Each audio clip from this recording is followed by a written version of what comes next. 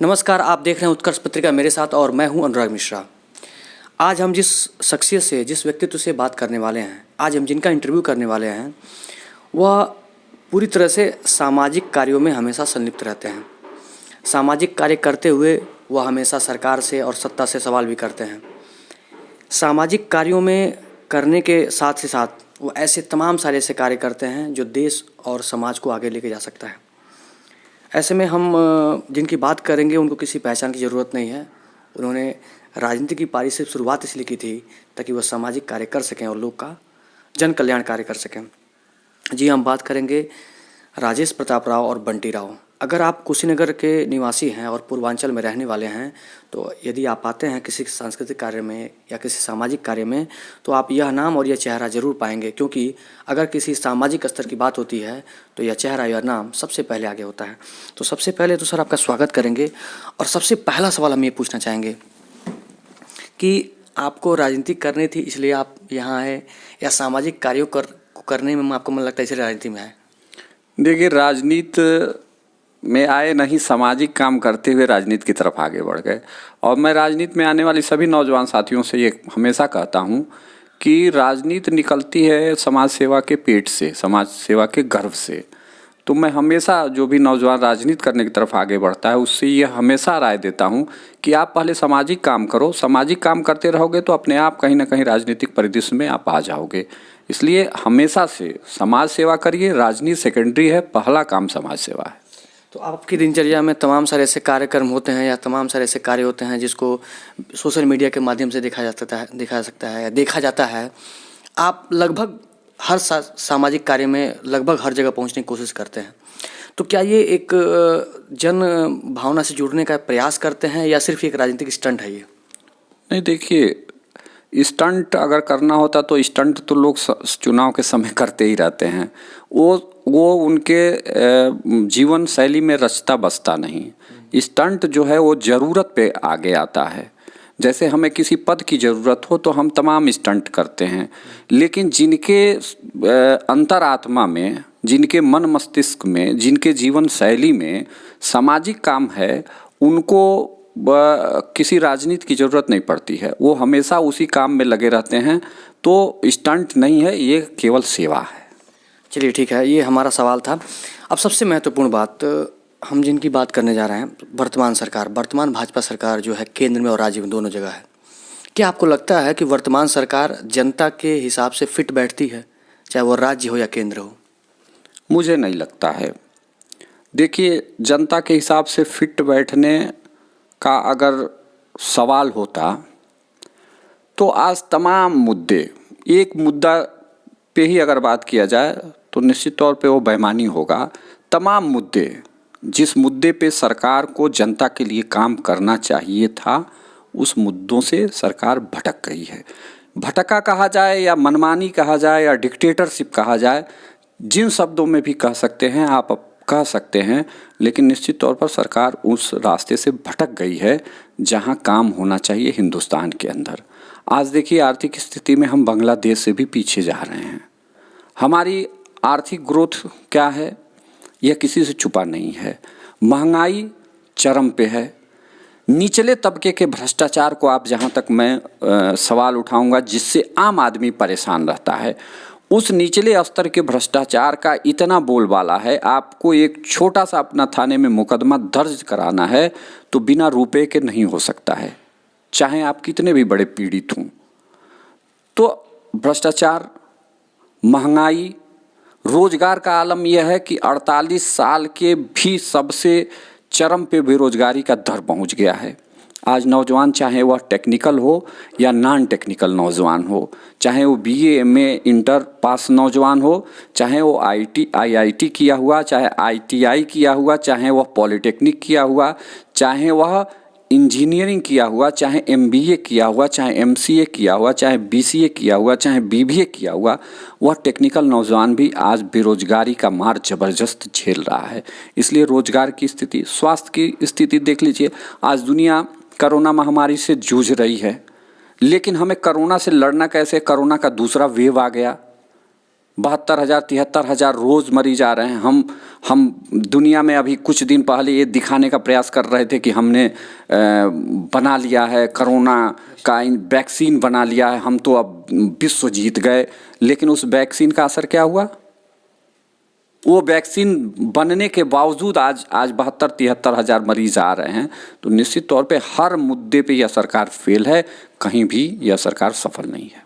अच्छा, सरकार के जो नुमाइंदे हैं, सरकार के जो लोग हैं, जनप्रतिनिधि हैं, वो कहते हैं कि वास्तव में सरकार बहुत अच्छा काम कर रही है, विकास कर रही है, विकास के वजह से जो है महंगाई बढ़ी हुई है, सड़क बना रही है, तमाम सारे ऐसे संस्थान बना रही है, चाहे आईआईटी बना रही है, चाहे एम्स बना रही है, हर जगह जैसे विकास कार्य में पैसे खर्च कर रहे हैं, इसलिए थोड़ी महंगाई बढ़ी हुई है। लेकिन वास्तव में जनता की जो महंगाई का जो दर झेल रही है, क्या वो वास्तव में विकास की वजह से है या कुछ और मुद्दा है? नहीं, कौन सी विकास कर रहे हैं कि महंगाई बढ़ रही है? आप बताइए, कौन सा ऐसा विकास कर दिया इन्होंने? जब देश के पास आर्थिक स्थिति हमारे देश की बहुत कमज़ोर थी, आज़ादी के बाद देखिए हम इस देश में सुई भी नहीं बना पाते थे।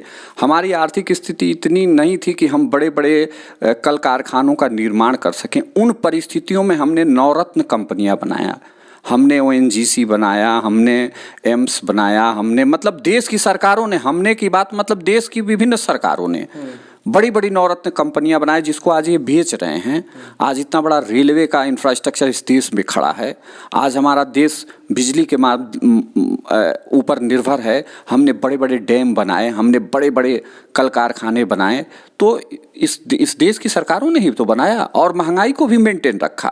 हमने तमाम चीज़ों पे सब्सिडी दिया उस समय भी जब हमारी देश की आर्थिक स्थिति खत्म के बराबर थी।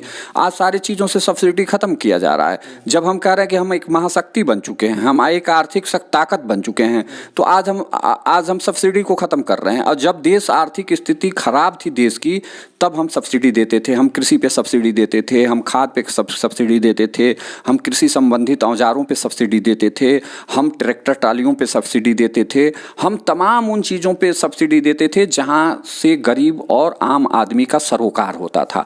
आज उसे बंद किया जा रहा है। तो किस तरह का, यह तो हमें लग रहा है कि जो इस सरकार की नीयत है, मध्यम वर्ग को बर्बाद करने की नीयत है।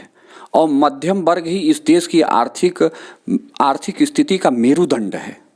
मध्यम वर्ग मजबूत होता है तो इस देश का गरीब भी पलता है और इस देश का अमीर भी पलता है। मध्यम वर्ग ही बाजार में जाता है तो मार्केट चलता है, और मध्यम वर्ग ही खेती बाड़ी से जुड़ा रहता है तो नीचे की मजदूरी चलती है। इसलिए मध्यम वर्ग को ही तोड़ने का प्रयास किया जा रहा है, मध्यम वर्ग को ही कमजोर करने का प्रयास किया जा रहा है। दूसरी तरफ सरकार कहती है कि हमने जो है आवास दिया है, शौचालय दिया है, उज्ज्वला गैस दिया है, तमाम सारे ऐसे हमने जो है लॉकडाउन के दौरान लोगों को अनाज दिया है। ये सब तमाम विकास के कार्य भी गिनवाती है। तो क्या वास्तव में यह जमीनी हकीकत पे सही है, नहीं सही है? ये जो गिना रहे हैं विकास, ये विकास ही नहीं है। विकास तो है नौजवानों को रोजगार देना। आप नौजवानों को रोजगार दीजिए, आपको उज्ज्वला का फ्री का गैस कनेक्शन देने की नौबत ही नहीं आएगी। जिस परिवार में एक नौजवान अगर नौकरी पा जाएगा और 30 से 35 हज़ार रुपये उस परिवार में आने लगेगा, तो वहाँ चावल आटा गेहूँ देने की क्या ज़रूरत पड़ेगी? हम तो ये दर्शा रहे हैं कि देखो हमारे वहाँ कितना अनएम्प्लॉयमेंट है, हमारे वहाँ कितनी बेरोजगारी, हम ऐसा कर रहे हैं। आप वैसा मत करिए। जो मूल चीज़ें हैं वो उपलब्ध कराइए। मूल चीज़ उपलब्ध नहीं करा रहे हैं। आज अगर घर में आपने कहा था कि हम 1 करोड़ लोगों को रोजगार देंगे, आपके मूल एजेंडे में था कि हम नौजवानों को रोजगार देंगे। 6 साल की सरकार हो गई आपकी, 7वें साल में आप प्रवेश कर गए हैं। 7 करोड़ नौजवानों को रोजगार मिला होता इस देश में ना? आप बता दीजिए किस सरकारी संस्थाओं में 1 लाख भी रोजगार इन्होंने सृजन किया? रोजगार दिया नहीं। जिन मूल चीज़ों पे बात होनी चाहिए उन मूल चीज़ों से भटका दिया जाता है कि हमने ये दिया, वो फ्री दिया। क्यों दिया आपने? आपको फ्री नहीं देना चाहिए। आपको फ्री नौजवानों को रोजगार देना चाहिए। मेरा एक अर्थशास्त्र का छोटा सा फंडा है कि अगर एक घर है और घर में 4 नौजवान हैं और चारों बेरोजगार हैं, उस घर की आर्थिक स्थिति खराब है, अर्थव्यवस्था 0 है, वहाँ का जीडीपी डाउन है। और उस घर में अगर 4 नौजवान और चारों रोजगार कर रहे हैं तो उस घर का जीडीपी बढ़ा हुआ है, उस घर का आर्थिक ग्रोथ बढ़ा हुआ है। वैसे सेम देश है।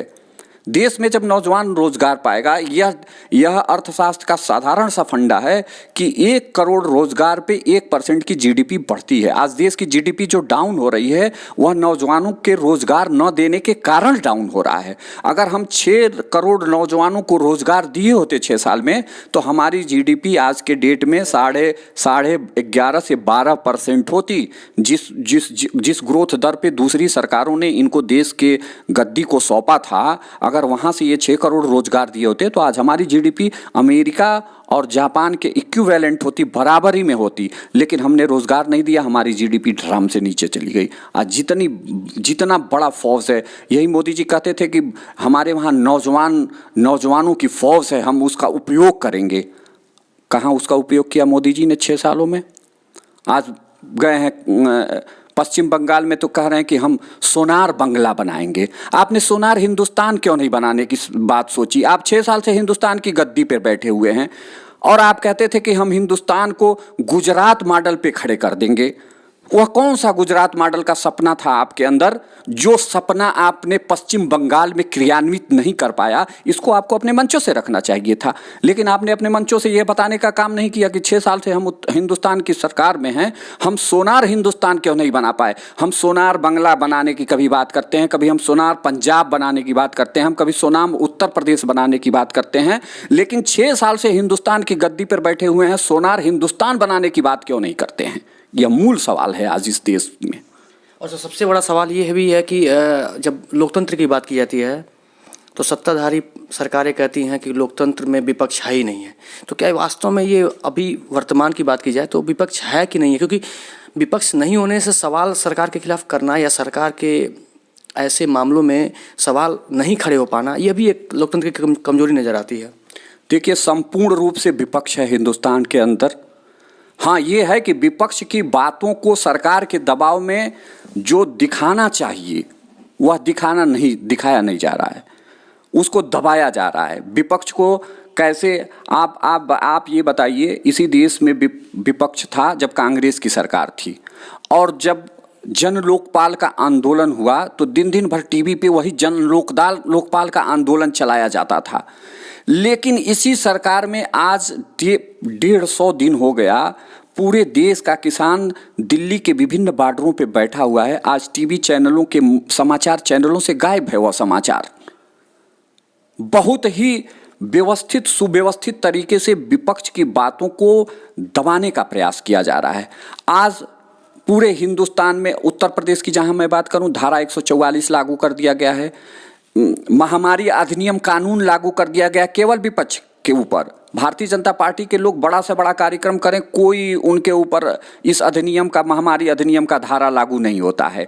लेकिन विपक्ष का आदमी अगर आ जाता है तो पुलिस वाले कहते हैं कि महामारी अधिनियम लागू है, आपके खिलाफ मुकदमा हो जाएगा। धारा 144 लगा दिया गया है, 5 लोगों से 1 साल हो गया है उत्तर प्रदेश के अंदर धारा 144। ये तो अघोषित इमरजेंसी है।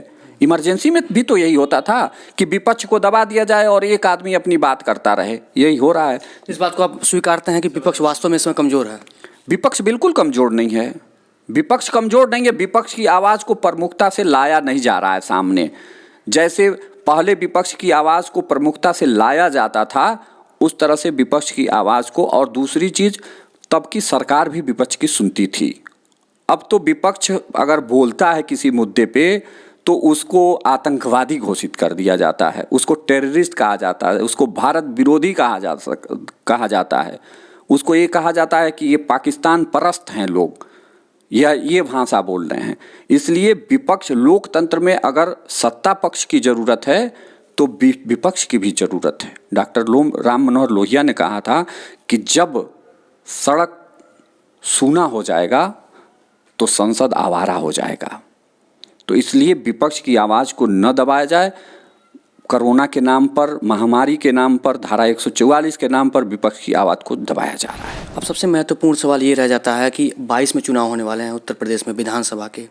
तो क्या विधानसभा के लिए आप तैयारी कर रहे हैं, या विधानसभा की जो है योजनाएं आपके दिमाग में हैं, किसी विशेष पार्टी को लेकर, या व्यक्तिगत आप किसी निर्दल से लड़ेंगे, या उसकी तैयारी कर रहे हैं आप? देखिए, हमने पहले ही कहा कि समाज सेवा के पेट से राजनीति पैदा होती है, तो हम राजनीति किनारे है। मैं समाज सेवा रोज करता हूँ। अभी आप यहाँ आए हैं, इसके पहले भी आपके आने से पहले मैं 4 दाह संस्कार से हो के, अंतिम संस्कार में घाटों से हो के मैं अभी आया हूँ। सुबह का निकला था, खाना भी नहीं खाया था। अभी आप जब आए हैं तो आपके सामने ही मैं खाना खाया हूँ। तो निश्चित तौर पे और 24 घंटे में 18 घंटा मैं अपने क्षेत्र में बना रहता हूँ। 30 दिन में 30 दिन मैं बना रहता हूँ क्षेत्र में। तो मैं अपने सामाजिक कामों के माध्यम से लोगों से ये कहते भी हैं, हम नित्य कहते हैं कि हमेशा से जो काम करे, जो संघर्ष करे, उसके साथ आप रहिए, किसी दल के साथ न रहिए। दल और सबसे बड़ी चीज़ ये है कि आज हम कहते हैं कि लोकतंत्र है। लोकतंत्र ये कैसे हो गया? ये तो राजतंत्र ही है। हम एक गुजरात के आदमी के नाम पर कसिया का एमएलए चुन रहे हैं, तो ये लोकतंत्र कहाँ हुआ? ये तो ऐसे ही हुआ जैसे राजा पुराने ज़माने के राजा अपने नीचे के प्रतिनिधि नियुक्त कर देते थे, जिस पे हाथ रख देते थे वो प्रतिनिधि हो गया। सेम वही है। अगर हमें कसिया का, कुशीनगर का एमएलए चुनना है तो कौन आ रहा है कि उसकी वर्किंग क्या है, उसकी अपनी आइडियोलॉजी क्या है, उसकी अपनी सोच क्या है, कुशीनगर के लिए उसका अपना भविष्य का क्या अपना मोटो है, उस पे लोगों को वोट देना चाहिए, न कि किसी पार्टी, किसी व्यक्ति, किसी जात, किसी धर्म के नाम पे वोट देना चाहिए। तो इसका मतलब 22 का चुनाव जो विधानसभा का है वो कितना महत्वपूर्ण होने वाला है प्रदेश की सरकार के लिए, सत्ताधारी सरकार के लिए, और विपक्ष के लिए कितना महत्वपूर्ण होगा? देखिए, 4 साल खत्म हो गए इस सरकार के, और अभी इन लोगों ने नारा दिया है कि 4 साल बेमिसाल। तो बेमिसाल इन लोगों के लिए कैसे रहा, अब तो ये लोग ही जानते होंगे। अब इन लोगों का बेमिसाल तो मैं आपको बता नहीं सकता हूँ, लेकिन मैं जो 4 साल देखा हूँ इस सरकार को, कुशीनगर विधानसभा में और कुशीनगर जिले में, आप बता दीजिए, मोदी जी ने स्वयं अपने मुंह से कह के गए थे कि हम पडरौना की शुगर फैक्ट्री चलाएंगे। चला क्या?